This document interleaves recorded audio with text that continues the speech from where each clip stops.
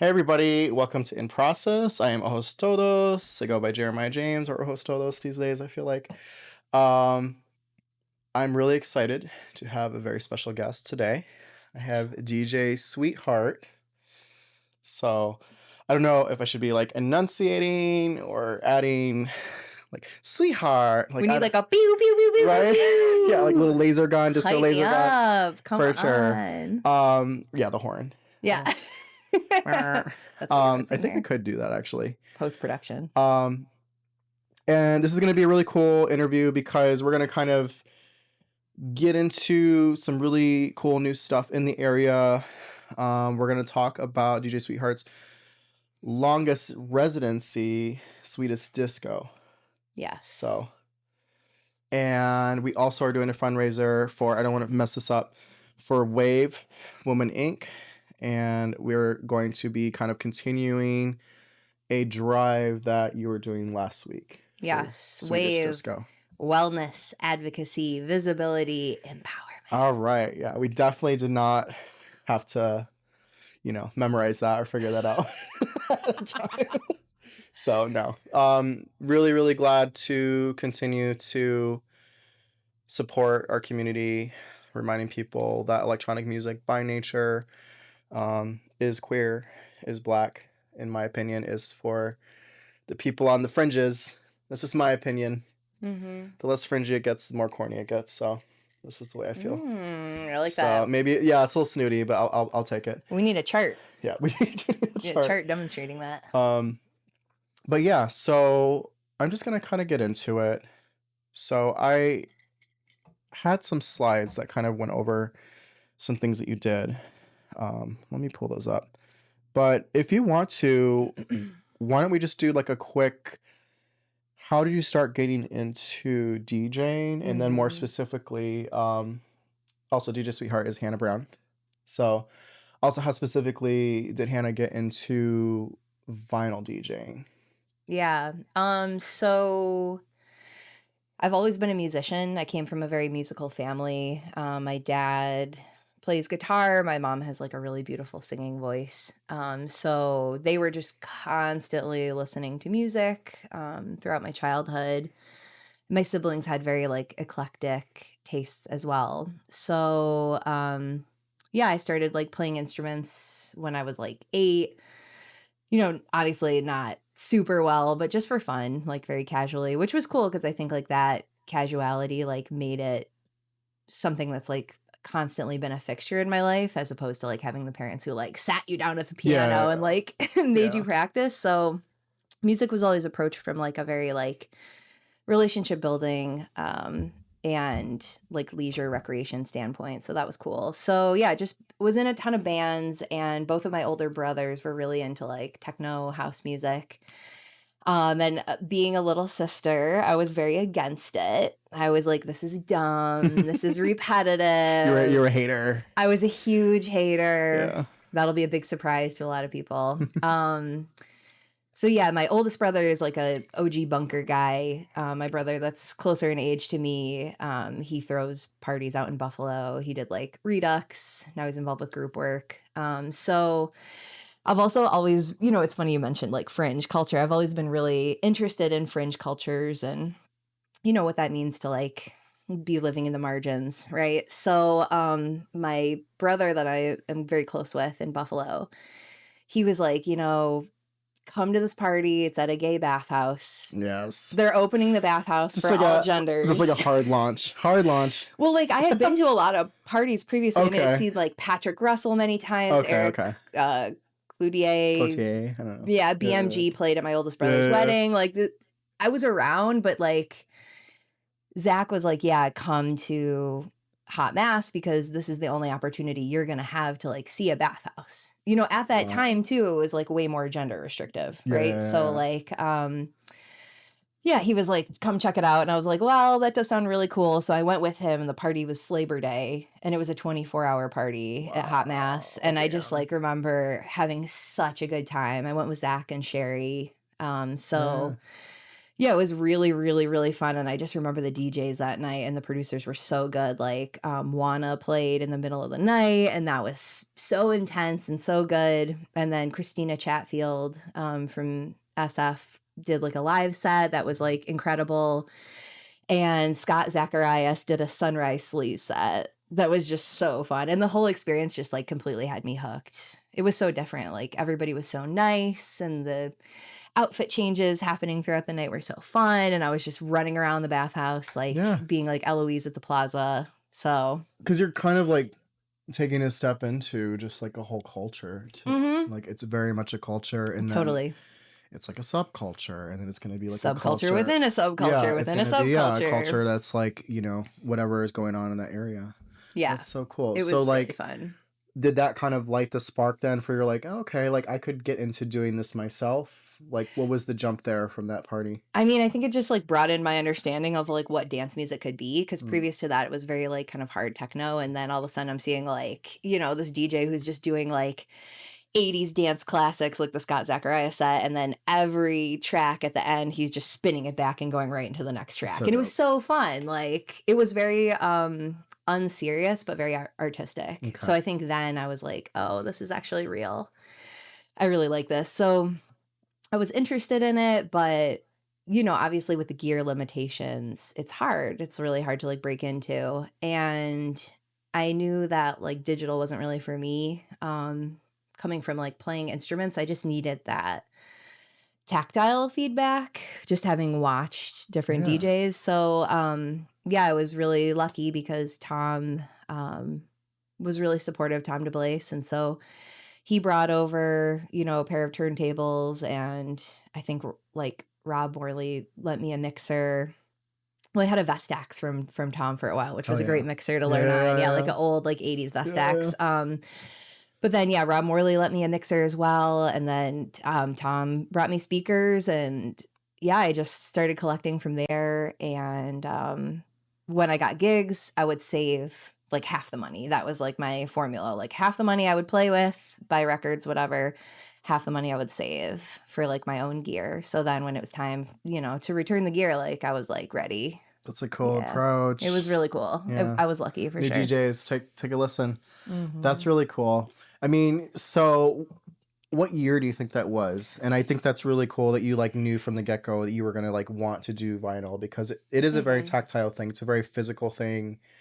And you're kind of like I don't know what the word is. I'm not gonna pretend to be that good at spinning vinyl, but like there's sort of a feedback thing going on there. Oh, yeah, it's totally an You know? instrument. I mean, everything is just based on your movement in your body. It's like playing piano, so, Yeah. yeah, I think it was, like, very alluring from the beginning, and then also, like, the whole act of collecting music is just so Hmm. alluring to me, like, my first big score of records was, like, on Craigslist. I responded to this woman who said that she had, like, some disco records, so I went to her house. It was like an apartment on the northeast side of the city, and it was shot up. Like, the outside was covered in bullet Hmm. holes. And, I went in, and this woman was just, like, sweet as pie, and she was living on disability, and she was cleaning out, like, the basement of the apartment complex and selling the stuff in the basement for extra money. Her landlord was like, "Get it out of here, sell it." So she and I just ended up spending, like, the day together, and she was like, "There's more records in the back." So I'm like, Wow. "There's, like, cobwebs, and I'm getting, like, spiders in my hair," and I just Yeah. pulled out, like, a couple boxes of disco records that were, like, warped and moldy and had, Hmm. like, mouse chew marks on them, but, like, it was just the music was so exciting to Hmm. me. It was all stuff that I hadn't heard, and then there's kind of, like, more Rochester tie-in with those records, but, yeah, that kind of, like, got me going on it, and just really, like, locked me into disco, and it just made so much sense. So, okay. I don't want to go in too many different directions here.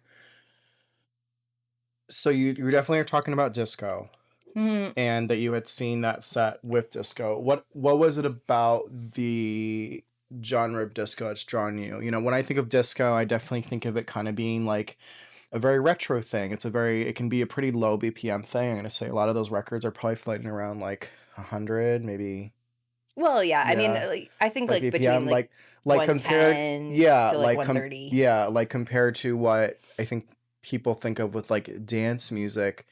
And then also disco has like a very I could be wrong, I'm not like a musicologist, but you Mhm. know, it has a pretty straight evolution from like R&B and like Motown, and Mhm. you kind of see that like evolution there too. So it has a very um live instrumentation element to it, which you also hear like spread into house, but definitely disco Mhm. is like lots of strings and lots of like Mhm. drums and lots of people going la la la, you know, like you know what I mean? That's Like so true. so that's what I think of with disco, Yeah. but I'm just wondering maybe if you have a different interpretation or like what it was that kind of drew you to it.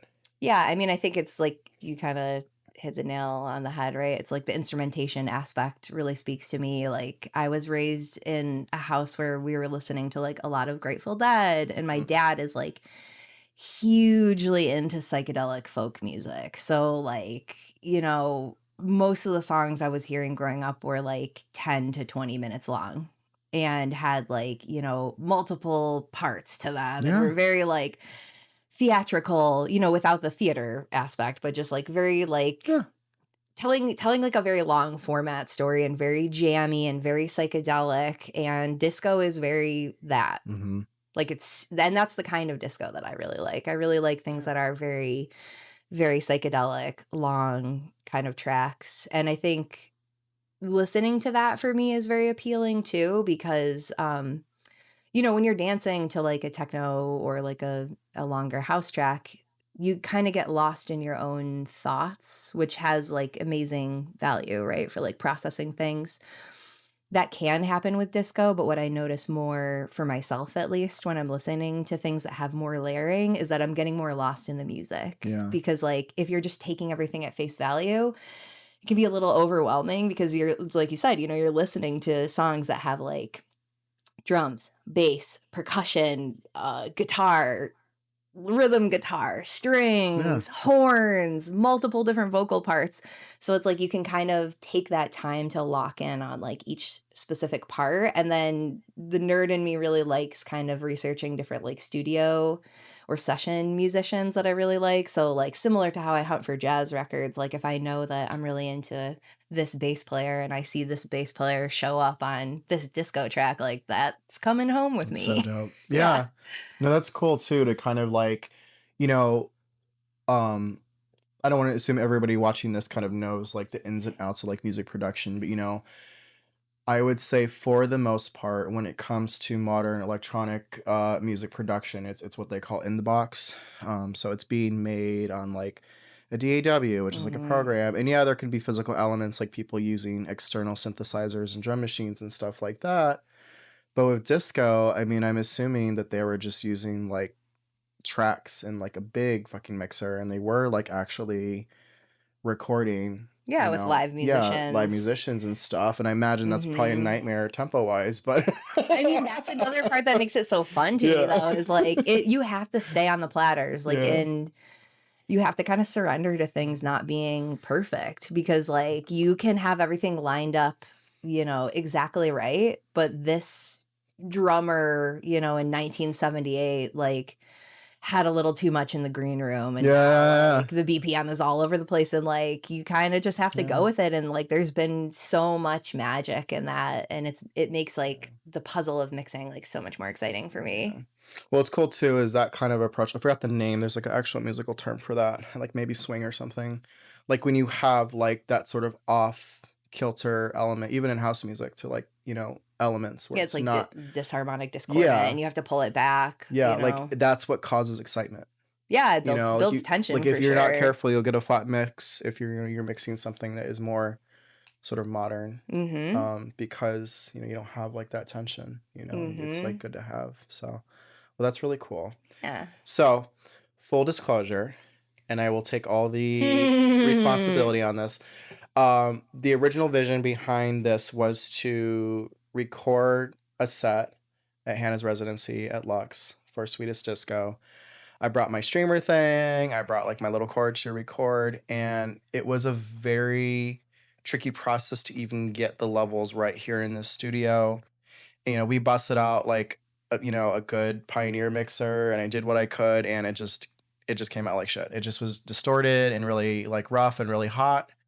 And I think that's just kind of this streamer was just like not really made to take in hotter signals. Like I've had to bring down the attenuator on the actual mixer I'm using here that goes into that streamer lower. So I should have like known, but also like I'm like, okay.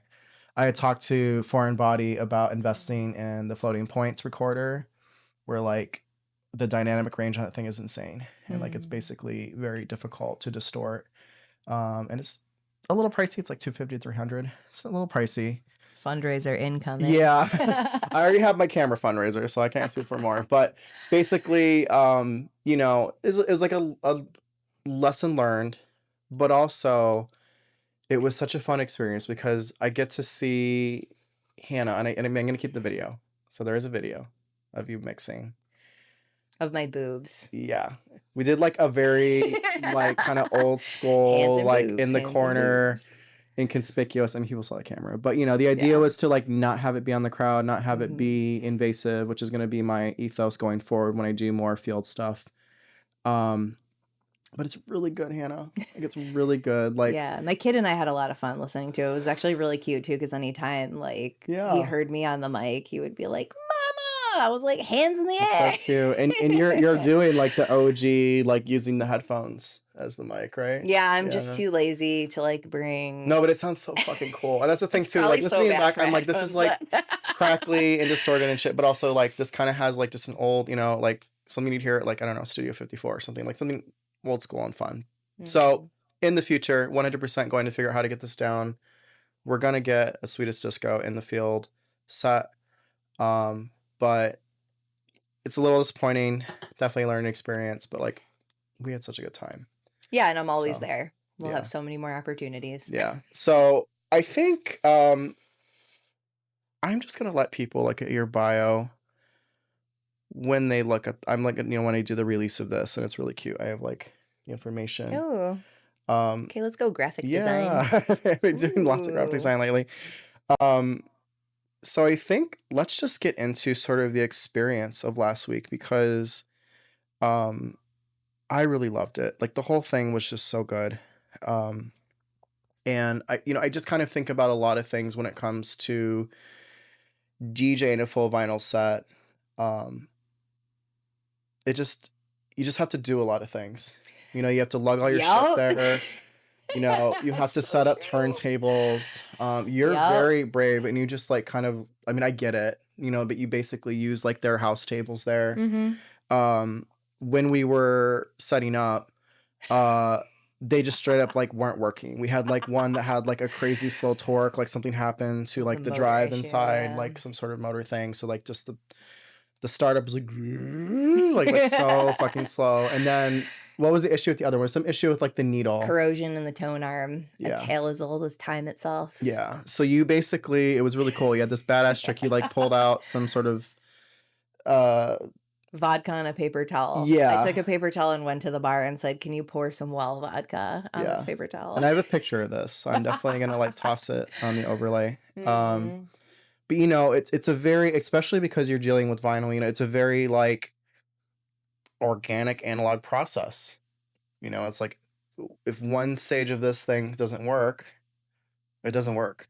Yeah. Like you have to make sure it works. And then I was like thinking, not to get too typical about it, but I know you've shared your experiences of being like a woman DJ and dealing with the shit that comes with. Which you also got to see a little bit. So.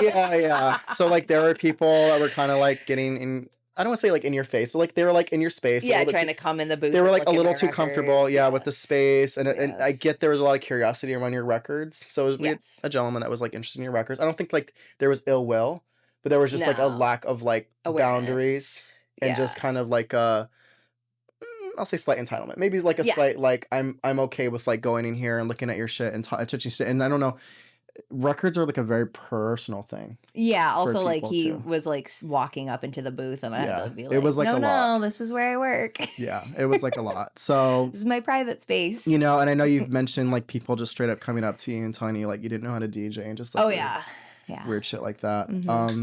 So yeah, I guess like we could kind of explore that. And then I definitely want to get into like some of the tracks we heard and stuff. You know, what's really cool about this kind of format with the interview is like we were both there.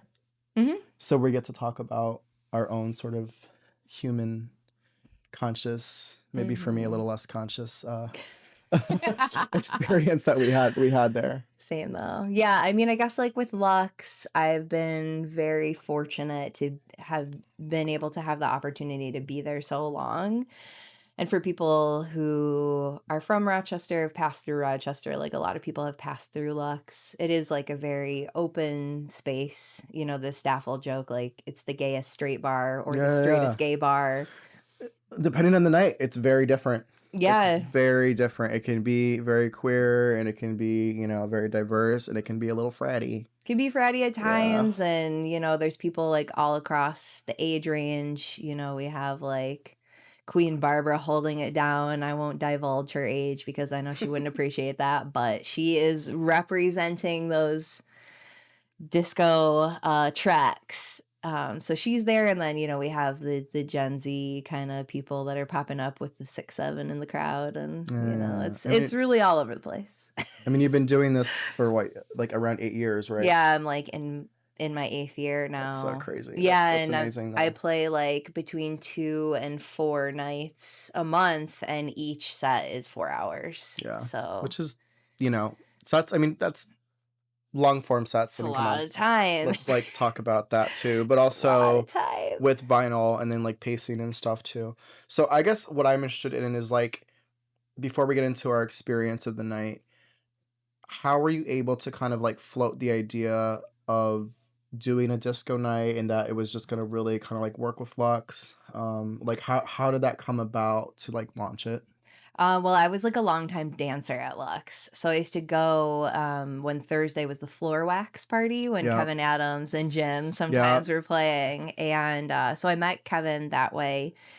And I think Kevin and I just always got along. Like we have similar mindset, ideology, whatever. And, you know, shared music. And so yeah, when I started DJing, I was like, Kevin, put me on. And he was like, Yeah. oh, it's kind of a long list to get in here. Like a Mm, lot of people want to play here. And I just like really bugged the shit out of him yeah. for like a really long time. And eventually he was like, all right, you know, you can play. Well, I actually brought my records there. Yeah. Yeah.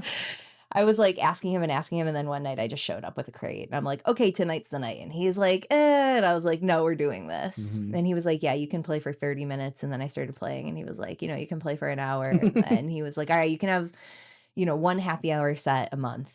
And, you know, no one at happy hour wants to hear people play records. I would venture to say it's like a Yeah. pretty like set crowd, but people really, you know, they tolerated it. And eventually, things got moved around and there was space for me to be on Thursdays. And for a while I was playing every other Saturday as well. And then came back to the Thursday. And Thursday is really like kind of the magical night for me at Lux because it's like a little bit slower. It's a little bit more calm of a vibe. So yeah, it's just been a really great experience. Like just to have that much time playing in front of people has Yeah. been really good. I'm sure I'll be fully deaf when I'm older. Oh yeah. Oh no. Yeah. Yeah, I Protect your need ears, to. I people, if you know. can. Wear earplugs and stuff.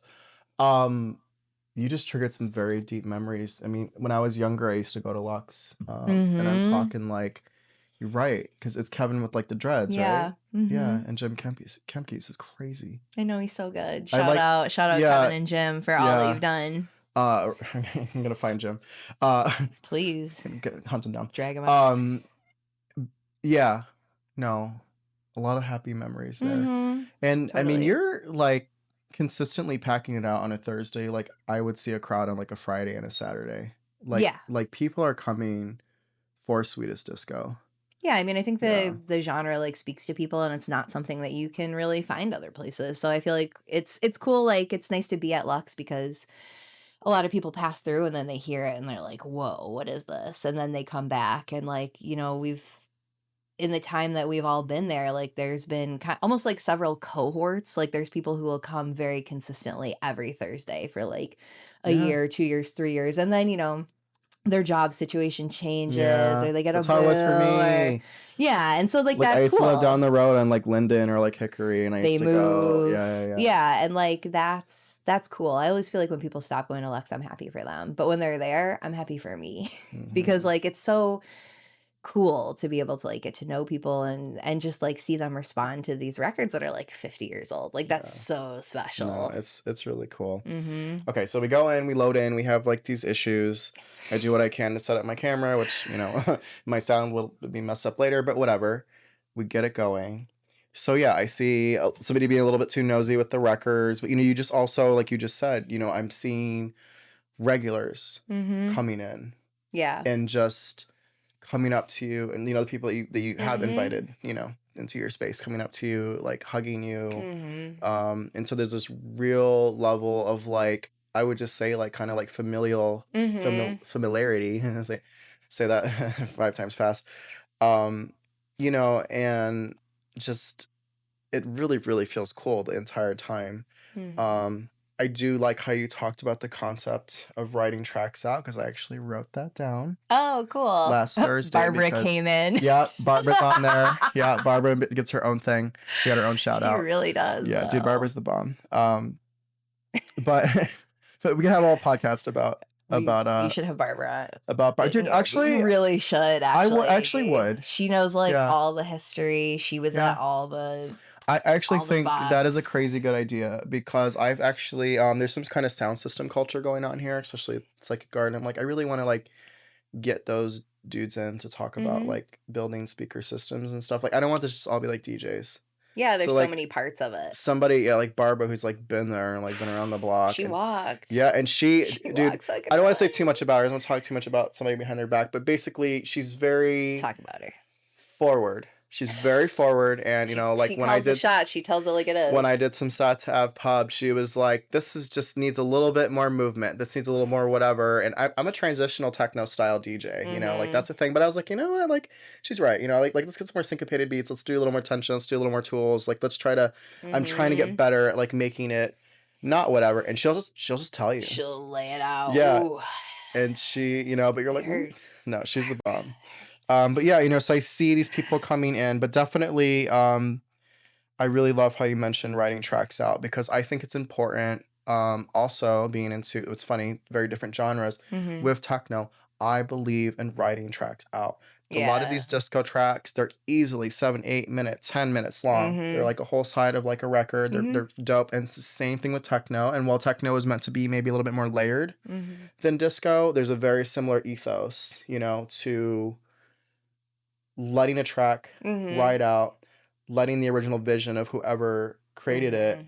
And then also, then if you're like, okay, if the track's gonna be a little flat or a little whatever, then you have to find tracks that like kind of stand on their own. I was just talking to somebody who was asking me some Mhm. advice about DJ, and I was like, you gotta find, people have different names for them. Some people might call them like a weapon. Some people might just be Mm. like, this is just a really good track with like a lot of Mhm. stuff. But like you have tracks that you can just play out that have a lot of movement, or maybe they have Mhm. like a spoken word thing, or they're just like recognizable. Mhm.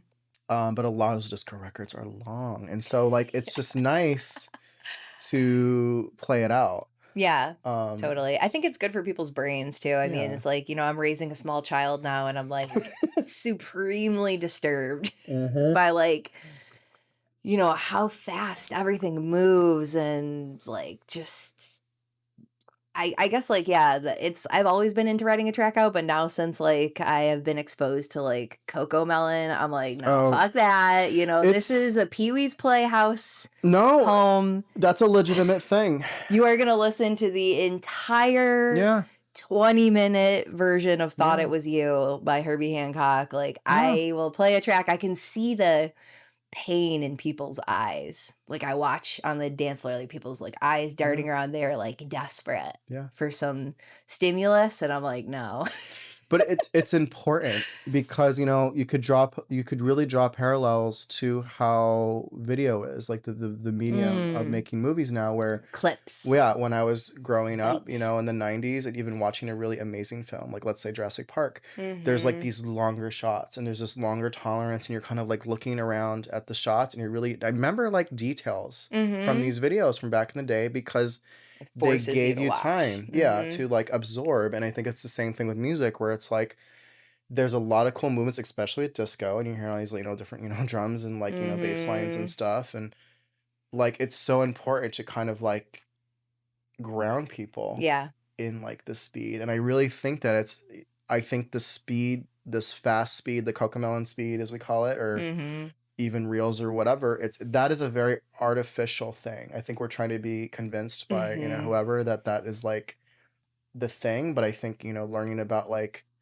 I know you have a background on this, like dopamine, Mhm. release, learning Yeah. about how humans are supposed to kind of like absorb and deal with stimuli. And then you Mhm. throw in, a smattering of neurodivergence in there. Like we are not supposed to consume things in That such a fast quickly. food, Yeah. disgusting way. And so I think it's so important to write those tracks out. Yeah. And you did it a lot, and it was really great. And it's so cool. I mean, those tracks are really cool. I mean, even when you Yeah. listen to them, like just the way that they have these really great builds. Mhm. And one thing I really like about disco too is like oftentimes they'll kind of have like a little vocal flair, Mhm. So I think of like the toot toot, with like Donna Yeah. Summer. You Eat, hear a eat. lot of that Oh. in disco where the first, I'm Yowza, talking like two, yowza, 3 minutes, yowza. 2, 3 minutes of a Mhm. disco track will be just like the bass line being interested in them doing toot toot toot toot or Mhm. whatever, this spin me round, right round, whatever. Like they don't do the whole lyrics until maybe the middle Yeah. of the record. Yeah, So perfect example of that is, like, if you're listening to any of the, like, TK Disco releases from, like, '79, they are so, like they have these really long, drawn out drum intros, and then it's really cool too on the records because that's, like, the only label I've seen do this, like, the record will actually have changes in the groove so that you can very easily, like, visually ooh, find yeah, yeah, the different parts of the song, but it'll be very, like, kind of, like, segmented, like, 5-minute drum solo, that's 2 dope. minutes of vocals, 2-minute drum solo, 2 minutes of like, it's so pulled out, and, Yeah. like, yeah, that is, like that's so fun, and it's fun for mixing too, like, you have a lot of, like, wiggle room there, and Yeah, I mean, you yeah. were reading the grooves just from that little like green light, which I thought was Oh pretty god, one of dope. the lights was Like those, yeah, the busted lights and too. the Technics were like No, the lights and the they were Technics have burned always out. been broken, Yeah, which is fine, but normally there's, like, kinda desk lamps and there's no desk there one of the desk lamps was broken, so, like, yeah. yeah, I was really, like, trying to play with the glare to, like, see, But you like know how to read them too. So and you don't you're Yeah. like at this point, I'm sure you know your records really well too. So I guess we talked about like what are some records you like to play or like your favorites. You made like a little list, I maybe what we heard last year. did. I heard a lot. I was very, very, very buzzed.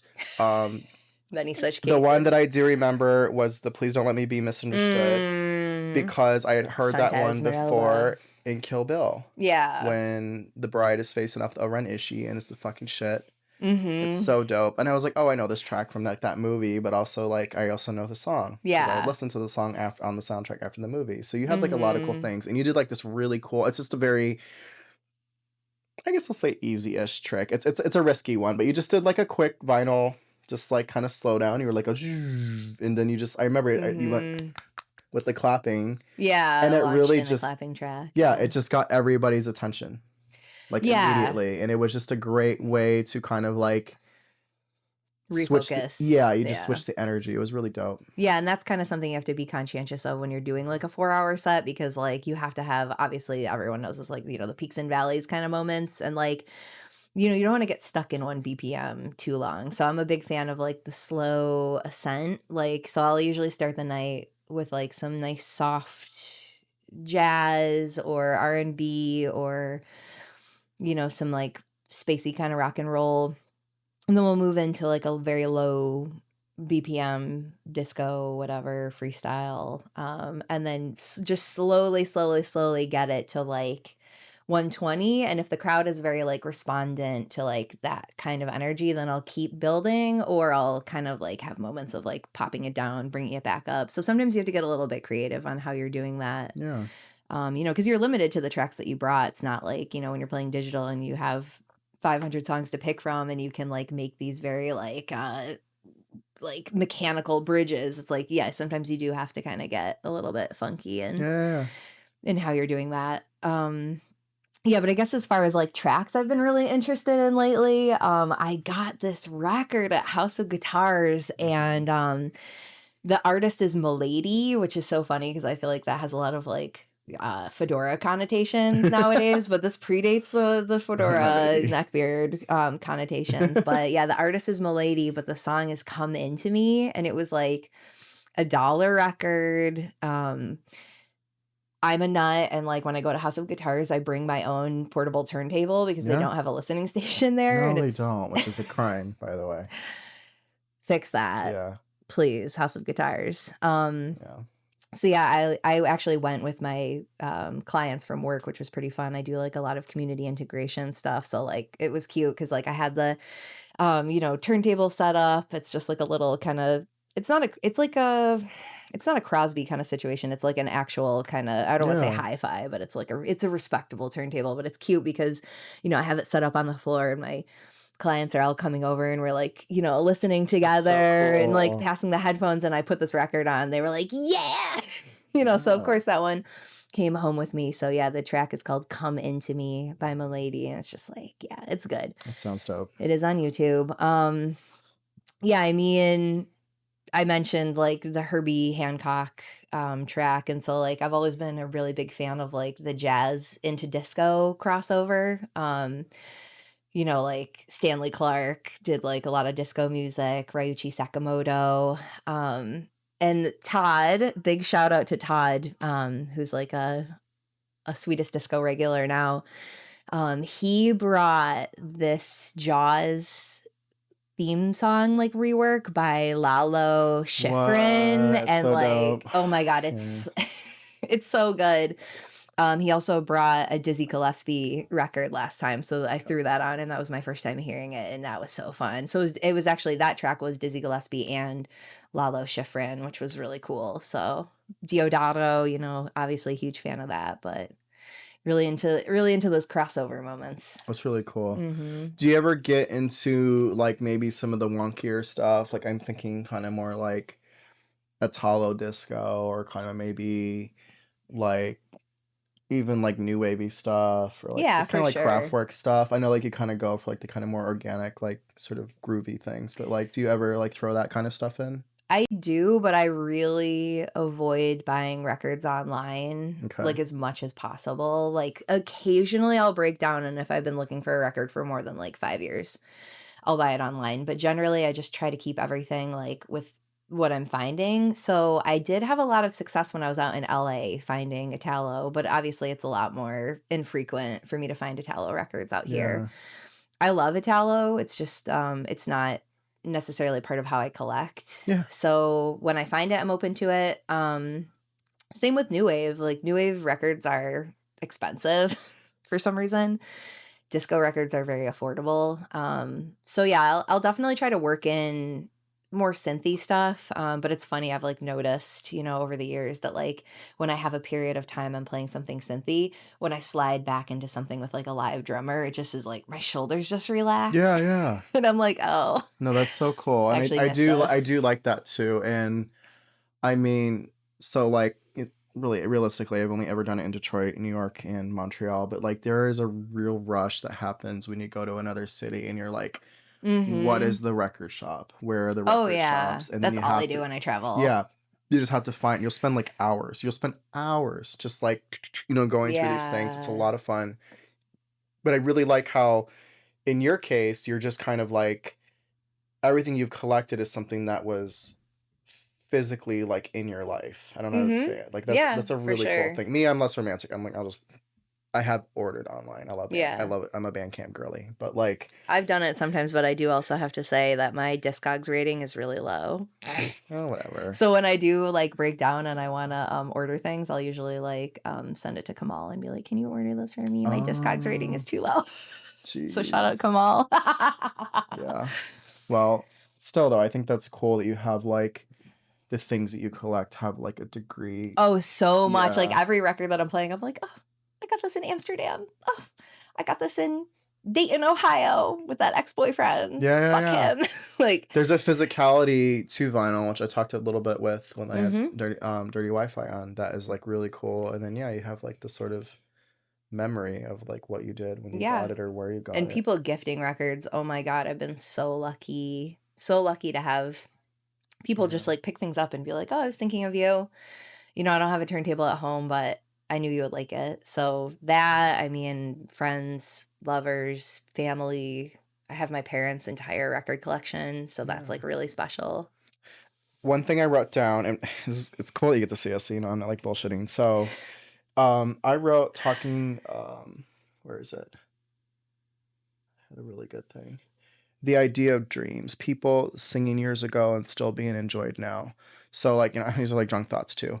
But you know, hearing these things, I mean, there is a lot of like disco and disco bands and like disco singers and people like really trying to make it, especially during that age. And Mhm. they didn't all make it. They did not Mhm. all make it. You know, I'm sure even now people can probably only like name a handful of like Oh, disco yeah. people, you know, like ABBA Mhm. and stuff. But I was like hearing the things you were playing and just thinking about, you know, because I could tell that some stuff you were playing was like smaller stuff. I was like, this ain't like Mhm. super mainstream disco at times, like what you were playing, even kind of like peeping your stuff. Mhm. And I was like, there's something really romantic about these people had dreams, like these Yeah. people that like went through the process of whatever they were doing, whether they were playing their instrument or they were singing or whatever and coming together to like make this record, which is kind of like a band. It is a Mhm. band. Yeah, it is a band. Um, and they're probably past or Yeah. they're older Mhm. or you know I don't want to be like negative, but you know like the time is It done. was rough, There, yeah. yeah, you know, and a lot of them once again, you know, when it just comes to making it, whatever you want to call that now, they didn't. Mhm. But Hannah Brown goes to an old dank dusty basement with mouse shit or maybe to a Yeah. really cool record shop with some used records or whatever. I'm Mhm. assuming you don't just buy new, you know, and Mhm. you're finding this piece of history and Mhm. piece of dreams. Like Yeah. a piece of someone's dream. Somebody dreamt about it. Maybe there's some cynical people in the scene like, fuck, I'm just put out a disco record. But like I think for the most part, It's more than that. yeah. It is, and it's not just the people that made the music, but it's Yeah. then every person that played the music, because if you think about the path that a 12-inch disco single took, you know Yeah. what I mean? It was like it was the artist in the studio. It was the, like, 30 artists in the Yeah. studio, right? Because there was so much live instrumentation then, and it was the producer that was literally cutting and splicing the tape by hand. Yeah. Like, this is pre-digital editing. Like, people And I don't know literally if it was were expensive to do vinyl back then. It's expensive now. And I remembered even reading about like how few vinyl like pressing plants there are. It's like yeah, crazy. now it's It's certainly much harder, but, yeah, but you know, like the production of that record and yeah, then the record being sent to a DJ on a promotional basis, and then that record maybe being, like, distributed to a club, and so I mentioned, like, that first haul of records that I got, you know, I've told this story on Instagram before too, like, they were stamped with something that said Jim's 123 North Street, and I just always assumed that that was like a record shop. But during COVID, you know, I was spending more time obviously at home listening to my records, and I got curious and I Googled Jim's 123 North, I think North Street, whatever. And Rebecca Rafferty from City Newspaper had like just written an article, maybe like a wow, month prior, chronicling all the original gay bars in Rochester. And Jim's was one of the first gay bars in Rochester. And Rebecca had written about how, you know, Jim's was open during a time where it was illegal for gay men to yeah, congregate. So they used to get raided by police. And these records that I had were the house records yeah. from Jim. So it's like to be able to hold these records that are like 50 years old and play them to crowds of like, you know, millennials, Gen Z, and have So everyone singing that along. was that was the romanticism, and I'm gonna start crying because you know, um, I really actually might start crying. Um, It's dust from the record in your eye. it's definitely the dust. Because all these things are coming together in my brain. I'm a very whimsical person. You know, so like as I'm sitting there, you know, drunk watching you play these and thinking about the dreams of the past, Mhm. and I'm like just it's so cool because the dream continues. Like it's like Mhm. captured in that vinyl and it's being experienced by yeah, like these younger people who are like I don't know what Mhm. this is or maybe they do. But But it's hitting. you know, it's like they're experiencing it, and then Mhm. you add this layer, and this is why I'm gonna cry. You add this layer of the gay bar, Mhm. and then maybe you could tell people what the disco purge was. I think like that's Mhm. a good thing to talk about. It's kind of like it's mainstream knowledge to me, but probably not to other people. So like maybe like when the great big disco sort of um I just call it like the purge. Like when people were Yeah, like I mean, fuck there was like disco. Yeah. hegemonic kind of backlash against Mhm. disco for being music that specifically was for marginalized people, right? Yeah. So people associated disco with queer people, with black people, with women, Yeah, and and it's so what they would do, and I'm gonna cry. Is they would take these records and they would go to like baseball stadiums or just yeah, there's the wherever, big famous and they would burn it. And I don't know if that was late 70s or early. I don't know. yeah, I'm honestly not sure of like the specific year, but yeah, it So was like at a baseball stadium. it's like hitting hard because now I'm thinking about sort of a parallel between the record and that making it through Mhm. that gay bar and like the people who didn't. Yeah, And totally. and so like you have this like sort of whatever Mhm. physical purge of these records by fucking haters. And then you Mhm. have, like the AIDS crisis. A physical purge of people Yeah. And by like, so yeah, I don't know, institutions that something didn't about care. that and Yeah. the way you said it and the way and then the records are still being enjoyed. And so you can also like Mhm. also imagine like that record. Oh my god, I can cry more. Mhm. That record was probably being spun to those dreamers back then. Mhm. Not just the dreamers who like created the record, but like the dreamers on the floor, the people dreaming of like love and like a better life and Yeah. just, fuck. The and that emotionality shows up in the music so Oh my much. god. Yeah, and that's like another reason why disco is so cool. It's so emotional, like Yeah. in every direction. Like it's silly. I played like that song General Hospital. It's like an entire disco track about, watching General Hospital and singing about the plots. But then it's also like there's super soft, sensitive, like really tender, like Thelma Houston tracks, Yeah. right? It's just like it's everything. It's such a big like explosion and exploration of like the human condition, and It's it is just so it's just special. important. It's like really Mhm. important. So I just think it's cool, that you're just doing that. But yeah, went down the emotional rabbit hole there. Um so I'm just trying to think like where to go from here. Yeah, thank Um you for like reacting to it because I think it's easy, especially in DJ culture. Like it gets a little like, the music can be a little blasé where it's just like, people go on Beatport and they download a bundle of music and then they yeah. sort it, every, I get what you're saying. I get what you're there's saying. Yeah, yeah. there's a No, place for it, but it's it just also, feels a little more real and a little more raw and like there's more context when you're yeah. And then but it's no. like, the maintenance of those records too, right? It's like I have to like wash those records. Yeah. Then there's been times like before I had like a record cleaner where it was literally like I'm in the kitchen sink, like with a microfiber rag, like Yeah. washing and putting them in the dish drainer. It's Yeah. like And there's a lot. you don't want to get the label soaked. So yeah, Mhm. no, that's really cool. I mean, what's crazy is like my coworker who's a DJ. He was just like telling me, he's like, oh yeah, like I haven't played turntables in a while, but I have like some back at my house. He's like, they're the old Studio 54 turntables.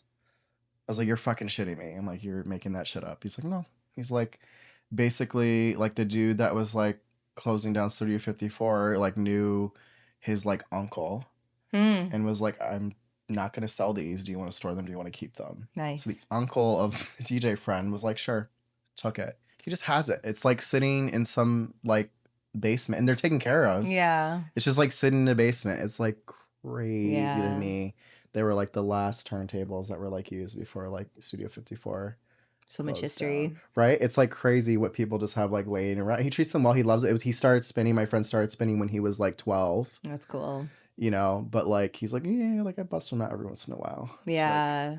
no, no, It's a no. schlep. You have to really be like committed to the bit for Yeah. sure. It's I mean, he's a it's a lot. fantastic vinyl DJ, but he's like, he likes digital more. He's a wedding DJ now. Yeah, I think you get to a certain point and it's like you can't physically sustain it. So I definitely feel that some nights I'm like, wow, I'm like getting too old for this. So I told you, I said these things go fast. These interviews go I know you're fast. right. I was like, yeah, 20 Yeah. minutes. Let's cut it off. It's been No, like an they go hour. fast. So I guess what I'll do is kind of move a little bit more into your work as a promoter. Mm-hmm. So you've been involved with, You probably are involved with more than I know. Mhm. So I knew you were like primarily involved with Body Language, which is a really cool queer party held at the Super Fun Space. Mhm. And then now you seem to be involved with Dimensions, Mhm. which is a new party, Mhm. and then a new one, Loose Lips Activation. Mm. Did I get all of those correct? Okay, Yes. I just want to get the names right, you know. Yes. And that was kind of like the cheeky idea behind the art I did was this idea of like loose lips. Um, and I think, you know, when you have new parties kind of like popping up, people are like, Mhm. what's going on? You're like, what's going on with this space? Like, what's the vision behind these parties? Mhm. And I also believe in parties being like focused Mhm. too, like, you know, not just aesthetically, but also like kind of like the vibe that it's trying to bring. So I guess um I don't think we have enough time to talk about how you got into promoting. That could be another Mhm. time. But I would like to get into sort of, I would say, exploring loose lips activation, what's going on Mhm. there, exploring dimensions, and just a quick little thing about like what's going on with body language. Because I think when a lot of parties Mhm. pop up in a space, people are like, okay, like is this an evolution? Is this like the same thing? Like what's going on here? So just a little bit of clarity about what's going on with the super fun space, and then yeah, what's going on with these new parties. I guess that's what I want to know. Mhm. Yeah, so Super So Fun lives on, you know, it's like the way I like to think about it is it's just being carried by many hands, which is good because you know, it's a lot of work. Um Body language has just been a great experience. Like I think there were so many things that we just did so well with that, like the hospitality component. I mean, that was a huge part of body language was like making sure that we're handing out snacks for people at different points in the night, not only making sure that there's free water, but also making sure like there's free non-alcoholic seltzers so people have like options to stay hydrated, and like doing kind of runs on the dance floor to deliver those to people, trying to take really good care of the DJs, because everybody that was involved with that collective was also playing themselves. And so, you know, we would send out of town DJs to Ape and Canary for like a spa service. oh, that's so cool. Yeah, that was like Yeah, part of, you know, that's part of dope. playing. Yeah. Yeah. Making sure always, you know, as is standard to like do a meal together. And so I think like those aspects of body language, you know, not all of them, but many of them, and certainly like the ideology are carried on. But you know, seasons change and things are in transition now. So Loose Lips kind of popped up as like a very femme focused party.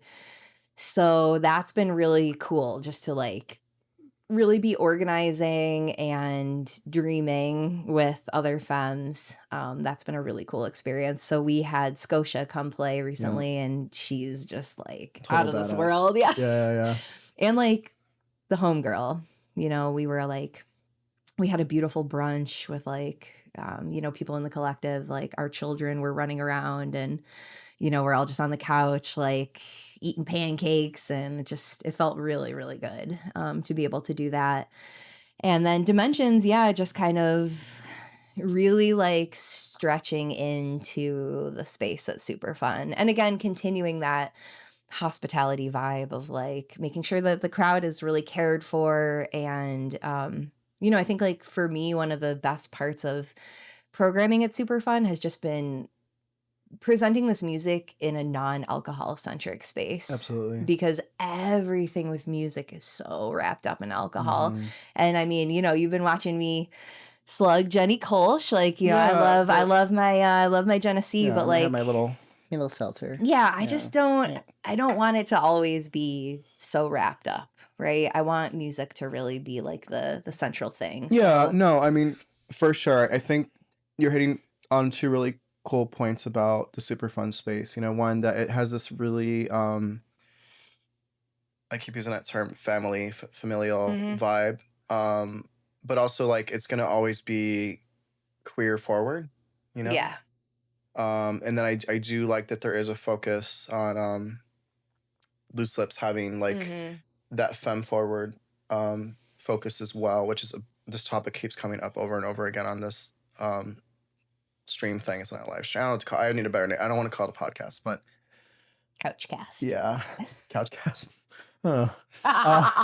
Not better.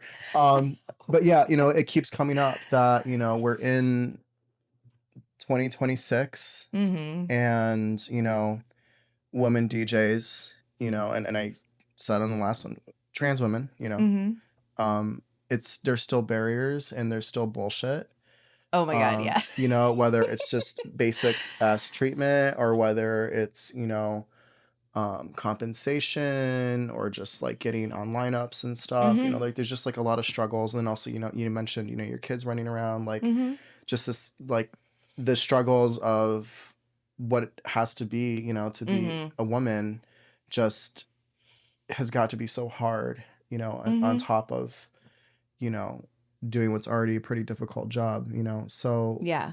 It's just like the yeah. talking about the peaks and valleys and in the set, right? It's like when you are a woman DJ, like, and I'll just like speak specifically to being like a mother now too. It's like you have the highest highs and the lowest lows, right? Because it's like there is nothing better to me than like sharing music with my child. I mean, like I'm gonna cry now. Like, and my kid, like he and we did 110 hours of active gig time when I was pregnant. Wow. Yeah.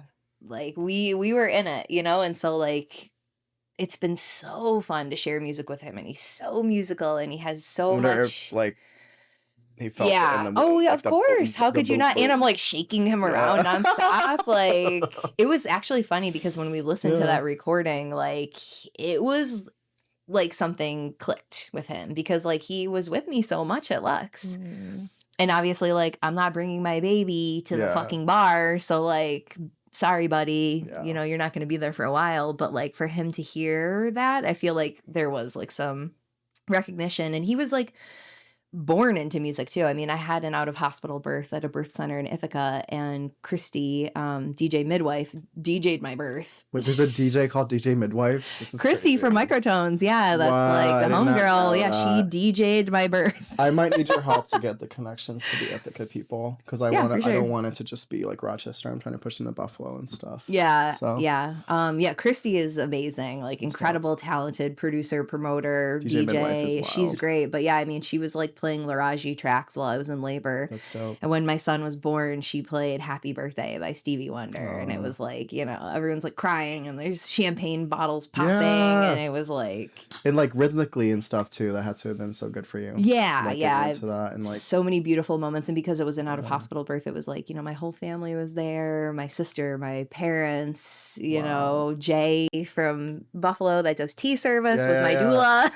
Holy So hell. Yeah, that's so cool. yeah, I mean, so like sharing that music with my child has just been like unbelievable, and it's gonna be great for our whole Yeah. lives. But it is really hard. Like I went back to playing like a couple months after I had him, and God bless Brian Bartlett because he bought me like one of those like wearable pumps. Oh, I remember seeing a And story I about that. was Yeah, yeah, yeah. pumping at Lux, like Yeah, because yeah, I yeah. I wouldn't have been able to play Yeah. if it wasn't for that. Like you have to pump every 2 hours and my set is 4 hours long. Yeah. Like I wouldn't have been able to do it. That's So I so would literally cool. like play a long track, turn around in the booth, put the pump on, button my dress up, turn back Yeah. around, cut the mix. I had the timer going. Track is done, turning Brian around, coming in clutch. That's amazing. That's so Had cool. the But it's a cooler in the thing. It's a back. thing. And once again, it's still a job. It's You always a know, job, it's still a and job. yeah, So yeah. it's exhausting for sure. So let's go back to Loose Lips. Mhm. So maybe just some information about like maybe like who's involved, like kind of, you know, one of the things like when I was talking to Danny from Buffalo, who was starting Enter Exit or Exit Enter, I always mix up the Mhm. order. There's this thing where once you start a collective, you know, it kind of becomes everybody's. Mhm. So what would you say is the collective vision and maybe just kind of how it's evolving just since it had that first show? Yeah. Just tell me a little bit about that because I'm So really interested in that process. yeah, for sure. Like I guess I won't speak to the individual people that are part of the collective, because part of, throwing parties in this, modality is like that you know, people have different levels of comfortability with like Right. what they're sharing, what they're not, what their level of involvement is or not. So but as far as the party, I mean, the vision was just to deliver something that was femme centric, femme focused. We're going to be booking, femme artists, femme aligned, femme identified, whatever. Um Yeah, and we're planning on doing it a little less frequently. So it'll probably be like a few times a year, Hmm. sporadic, popping up. Because as women and femmes who are throwing parties, like we're juggling a lot for sure. But yeah, the whole concept behind it was there's a whole backstory. I'm sure you'll have other guests who Yeah, are definitely link me to the who people. are involved on the Yeah, show, and yeah, there is a whole backstory where basically one of the members was, like, criticized for, like, what she was wearing yeah. Oh, and, like, kind of, like, slut shamed basically about what she was wearing, but that turned into, like, this whole kind of, like, silly song okay. that became, like, a chant Yeah, yeah, yeah. that then became the name of the party, so That's so there's, like, dope. yeah, it turned into something that was, like, yeah, very positive. I want more.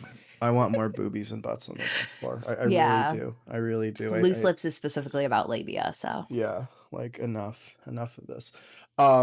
Cool. And yeah, I thought there might be some allusions to the loose lips too, to down there, but I didn't want to be like, crass.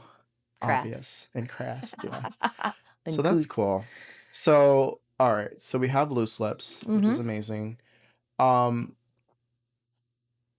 I will ask this mhm, because it's a similar thing to where I've talked to people involved at the Psychic Garden, where mhm, that is a very trans and non-binary for trans non-binary is trans. I was educated in that too, but basically coming in, mhm. even as a gay dude, even as part of the rainbow, you know Rainbow the people. rainbow, yeah.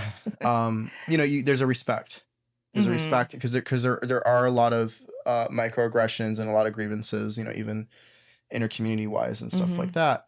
Um, so you go in with respect, and I was like, I don't want to like, I mean, they were like super cool about that. Like, no, like you're welcome, blah blah, mhm, obviously, whatever. But I guess I would ask a similar thing with loose lips. Like, I'm assuming maybe everybody's welcome. Obviously, mhm. it needs to be a safe space. But are you hoping to foster it to be really like a mostly femme crowd? I think anyone who is in solidarity with femmes is welcome. Okay. We did have somebody message, like, the page, and they were like, "I'm butch, can I come?" And we were like, "Pfft, you're on the guest list Yeah. now. You have a +5. Yeah. Bring whoever we want you there." Just because it's femme focused doesn't mean it's femme only in the same way that just because every single other space is male centric, Yeah. doesn't mean that I'm not gonna show up with my record crate and demand to play. Yeah. Yeah. Yeah. No, no, It's no. like there's Yeah. space for all of us. It's just like, this is very like oriented to. Yeah. So, And for me, it's not a question of like separation. It's just a question of respect. yeah, yeah, yeah, for Like sure. if I people mean, are like, I just want it to be labias and yeah. whatever, People that are there that are yeah, like showing up, they're going to be respectful of it. yeah, And everyone is so respectful at Superfun anyways. Like when I tell you there is almost no cleanup required at Superfun. Like it's crazy if I have yeah, to pick up 10 yeah, cups. yeah, yeah. Well, People are so respectful. that's awesome. It's Yeah, amazing. I mean, we just are so blessed with like yeah, the most respectful crowd. Like people are really there for the music and they're really there to dance and everything else is just secondary yeah, and there's no real like enforcement of that. Like that's just the tone and yeah. people just And I really will say too, we've been talking about labias and all that. Like femme is FEMME. Like it is not Mhm. turfy. Like it is feminine Oh yeah, for energy. sure. Like yeah. So I want to also be really clear on that. Mhm. Well, that's cool. Yeah. Let's pivot really fast to dimensions. Yeah. So that was actually like I don't want to say like blindsided by it, but I was like, whoa, like we got like two now, like within a short amount Mhm. of time. Um, I know that our friend Hal was like involved with kind of doing some designs behind that, Mhm. which is kind of cool because I know that Hal's partner also like helped make like the Mhm. the new booth. It's like it's a Yeah. really dope like wooden Beautiful. like floating booth thingy for the space. Mhm. So you have this really cool community vibe, but like whereas you look at the artwork for Loose Lips, it's really cool. It's very hand drawn. It has like this Mhm. very like fluttery cute look to it, and you look at Dimensions and it's like black and it has like that kind of like Mhm. minimal vibe, and it's a little jagged, a little edgier. So like kind of maybe tell me more about what's going on with Dimensions, maybe how that differentiates itself from Loose Lips, maybe a little bit of like that story and what you're going with for that. And you also just had Formosa, Yeah, who stuff. I think is also, I don't know Formosa. Sorry guys, I don't know. Jellyfish Yeah. Collective from Yeah. Pittsburgh. Yeah, So heavyweight. also disco-y too, though, right?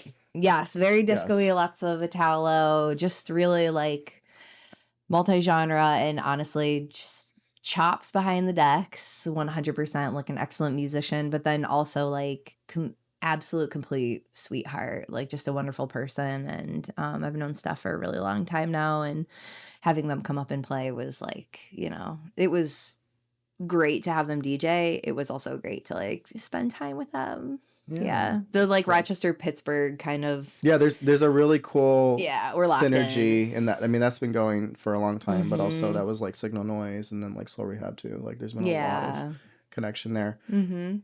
So how did that booking have to do with sort of the vision for Dimensions? Because I want Yeah. to definitely go into that. So I think Dimensions is gonna be multi-dimensional. Like we have a lot of really cool events planned that are gonna be varied. More to come on that.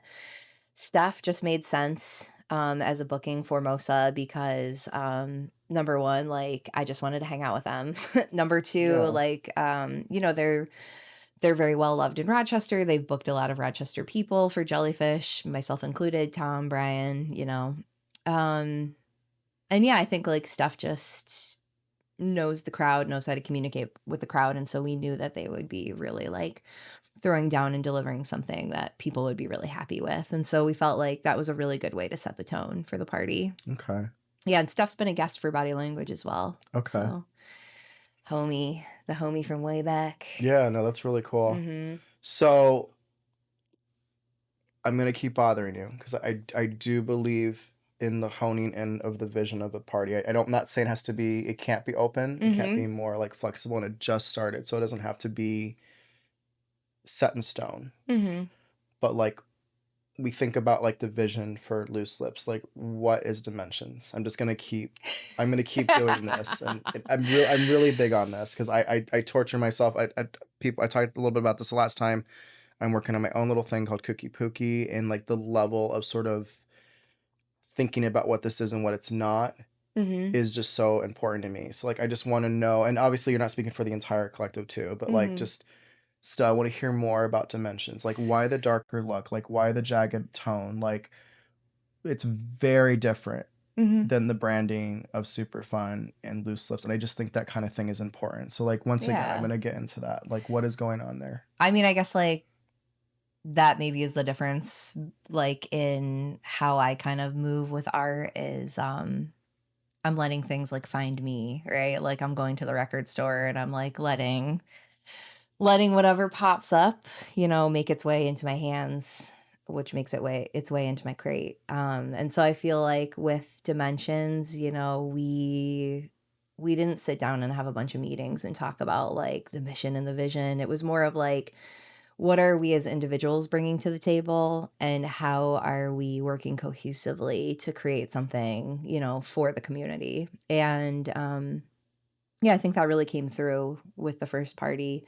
We had like a really beautiful light installation and I know I saw that. yeah, that I was was so really, sad. I was really, like out really of town for the cool. whole thing. I was really upset. Yeah, that was really cool. And, Yeah. How is just like so impressive. Yeah. Like such a force of nature, on so many different levels. And their vision with the art and the branding, Yeah. it's something like I don't have talent in. So to like see that, I Yeah. was like, wow, this is great. So I think like maybe more so than having something like lab created, we are just kind of like bouncing off of each other. And I think those original tenets of Super Fun with focusing on hospitality, with focusing on community, with, having that kind of like family oriented feel.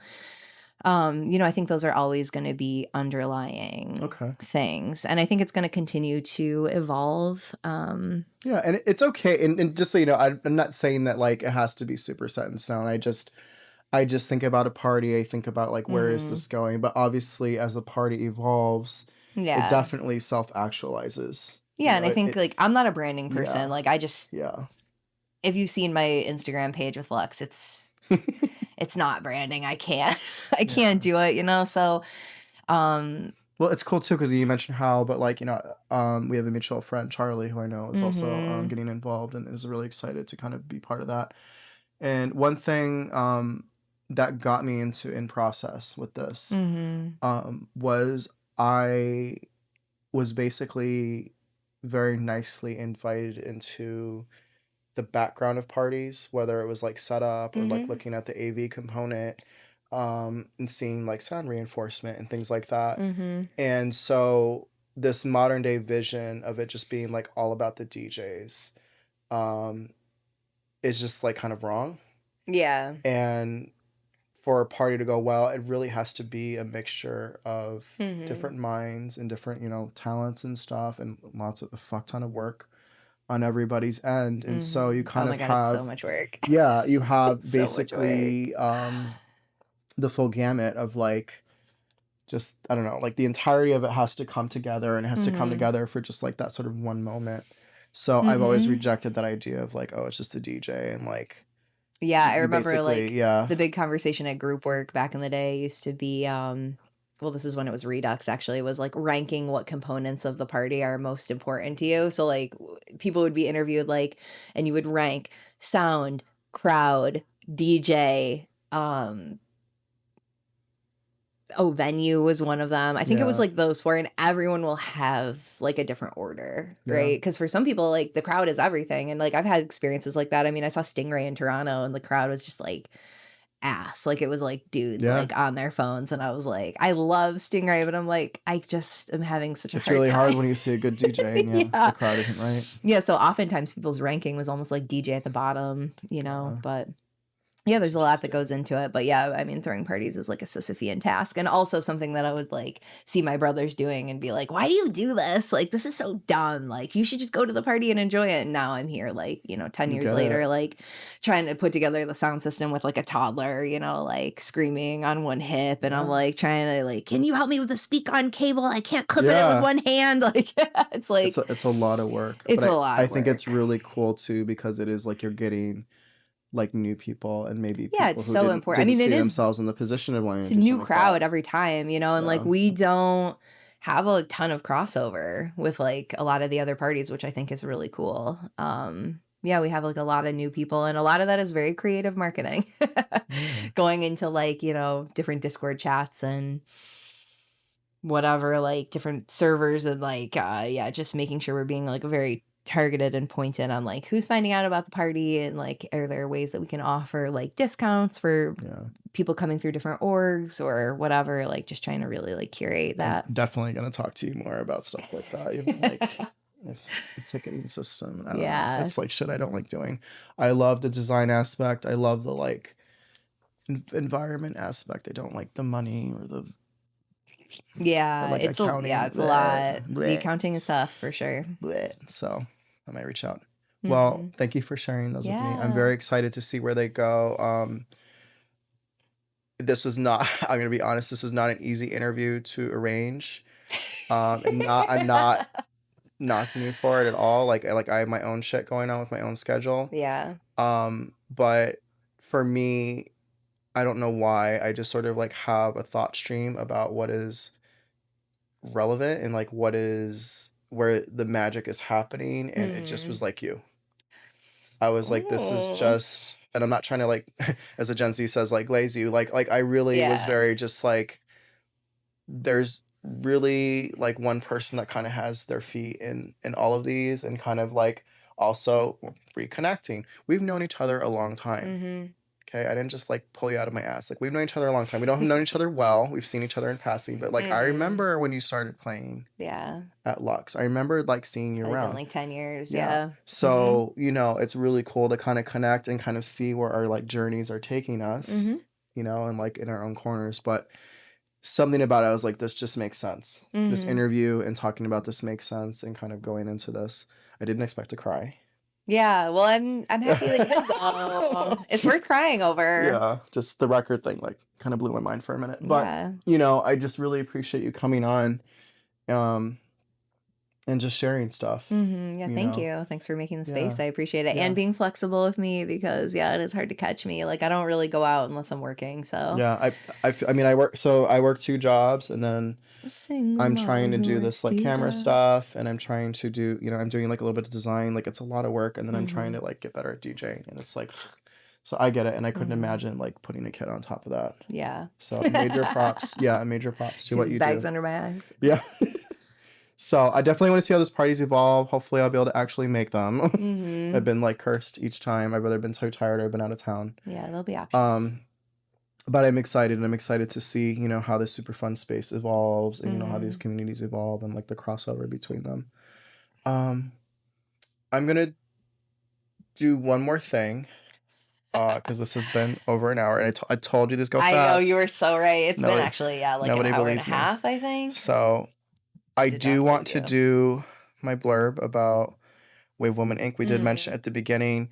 Um, so basically in the corner, you're gonna see our little QR code there. I will try to stick that also in a story, as as we post this. So Mhm. basically the way this is gonna work is I'm just gonna post your bio. I'm gonna Mhm. post like clips of this interview, and then people can listen to it or watch it. We do SoundCloud, YouTube, and Mixcloud.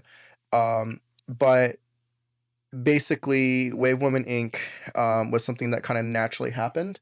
I have done a fundraising component before with other organizations on here, but like I ran into your friend Trinity. Well, yeah, I Was asked, Yeah, Wave to come because I was playing the night before Juneteenth, so I wanted to yeah, make sure that there was like a, yeah, a mutual aid component to the yeah. night for sure. So Yeah. that was really dope. So I met your Mhm. friend Trinity, and we had like a fun time Yeah, talking, and we were Trinity's like great. vibing and stuff. Mhm. And so Trinity works with Wave Woman Inc. And so basically that turned into be like, wait, fuck it. Like I wasn't intending on doing a fundraiser, but why not? Keep it going, yeah. So please consider donating to them. Just a little blurb about them. Their mission is to empower, support, encourage, inspire, elevate voices, promote visibility, education, advocate, fight for social justices, fight for better healthcare services, create mutual aid support. That means clothing, food, housing, transportation, etc. And to create and provide community resources and bring hope to the underserved, BIPOC, transgender, and gender nonconforming individuals in our communities. And are they based in Pennsylvania, or I'm like losing I my believe mind? they're local. I thought Trinity said they were like somewhere else. Or no, Trinity lives somewhere else. Trinity lives somewhere else. I think Yeah. Wave is a local org, yeah. Yeah. No, because Mhm. I've seen Wave here. Mhm. Okay. I've seen them at like protests and stuff I've been to. So, Mhm. okay. Yeah. So please consider donating. I can't really think of a community, and multiple communities mentioned this, but definitely our trans and BIPOC, and anybody that's gender nonconforming doesn't fit the mold. Always a dangerous time for them. Mhm. Always not a party when it's Mhm. actually not a party. I think the importance of these spaces we've talked about can't be understated. Mhm. Just because we're in a time now. I've been very clear, especially with trans people. There's a genocide happening, and I don't use that term Yeah. lightly or hyperbolically. There's a real push for erasure and for disenfranchisement and stuff like that. And so I'm not down with that. I Mhm. don't think if you're into electronic music or into anything underground, you can be down with it either. Please consider donating. It's going to make people happy. It's going to go toward these causes that I just mentioned. Um, and, just kind of do what you can. Mhm. So please consider donating to Wave Woman Inc. And that's really about it for me on that end. Do you have anything you want to add about that, or just in general, some words of something to people just at the Just end? really encouraging people to try to dip their toes in the water with vinyl and, don't get discouraged. It's an instrument. Nobody picks up a guitar and shreds immediately, right? I'm Like, one of them. So I'm borrowing Tom's old vinyl record thing, Technics, mhm. which used to belong to a person called Ali Khan that we knew a million years ago. Right. Shout Um, out Ali Khan yeah, Alani so if you're funny. out there. So yeah, maybe I'll ask you for some help. So yeah, Mhm. and also yeah, just this, you just like how you asked Kevin, like, hey, I just want to play, Mhm. like, give me a chance, give me a chance, and then you have newer people Mhm. at the Dimension Yeah, space. and be kind Yeah, to other people that are playing vinyl too. It's a yeah, different format, and so I think we all need to keep in mind that it comes with different Yeah. considerations, right? So as a listener, as a party goer, if you see somebody playing vinyl, give it a little bit more space and understand that it's a Yeah. little bit different. Takes a little while to get good at any instrument. And so, we want to encourage people to be carrying the torch and carrying the crates. So, All right. yeah. And take those chances. Like, really. Mhm. Like, whatever you want to do, if it's something in the scene. If you'd asked me even, I'd say a little over a year ago that I was going to do something like this, I would have said no. Mhm. I would have said I was too scared and I couldn't interview and I couldn't do camera stuff and I couldn't do microphone stuff. Here she And is. yeah, here I am. Also sponsor me, Jenny. Genesee Brewery. Please sponsor all that's me. going to do is just get us taken down. I'm a Hannah. Jenny girl. I'll do anything. Do anything for I'll Ruby. do anything Ruby for Red. Jenny. Love it. All right, that is it. We are done. Thank you so much for that long interview. Bye, everybody. Please consider donating. Bye. And that's it. Yay.